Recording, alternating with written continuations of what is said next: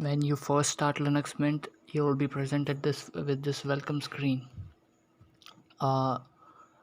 There's a lot of helpful information over here.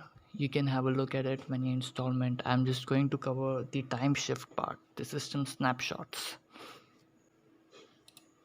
Additionally, you could also look into some documentation that is available for Linux Mint, new features, release notes, and of course, if you need any help, there's always the IRC chat room that is available for Linux Mint. You can directly ask for help over there.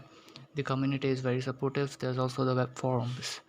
For IRC, Linux Mint already has Hex Chat. It's pre-installed IRC client. When you open it, it will directly connect to the Linux Mint help room. The system snapshots are very important. They're like a backup in case the core system files get damaged. It is recommended to enable system snapshots because Linux generally will allow you to tweak core system files, and if you accidentally damage these files, your system may enter a state in which it won't be able to boot up, and you can no longer fix the problem. So the system snapshots can be handy to restore the system to a previous point. First, I'm going to start with the configuration of system snapshots. So we'll launch Timeshift. This is an administrative tool, so you'll require administrator permissions to launch it.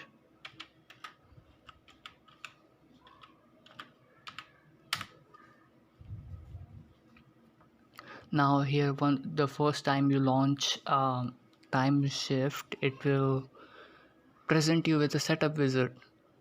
So let's get started with that. Here in the first step, you're asked to select a snapshot type. There's two, rsync and btrfs.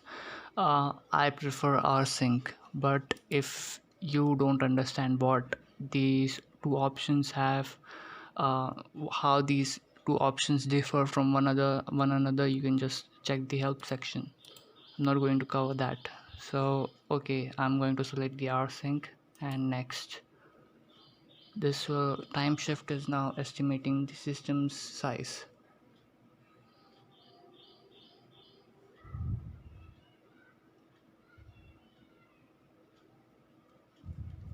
Okay, I'll just have to select another directory here. This is where your snapshots, that is system backups, you could say, will be stored. I'll be storing it on my home directory, that is this one. Here we can select how many snapshots we want at any given time. We can have monthly, weekly, or daily, hourly, or every time your system boots up, you can have a snapshot made. Unless you use your PC too much, I won't recommend enabling the hourly and boot options. You can choose weekly and monthly, and maybe limit it a bit, because system snapshots are they do take up a lot of hard drive space.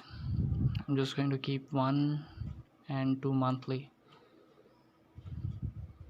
Next, user home directories. User home directories are like the home directory where all your files, documents are stored.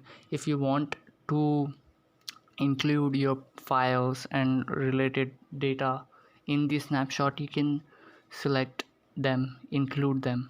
However, I'm going to exclude them because I do not have enough drive space.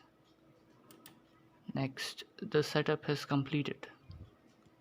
Here's more of how Timeshift will actually work. You can have a read when you set up Mint. So now that I've configured the wizard, it will take some time for these snapshots to be created. You can close Timeshift now.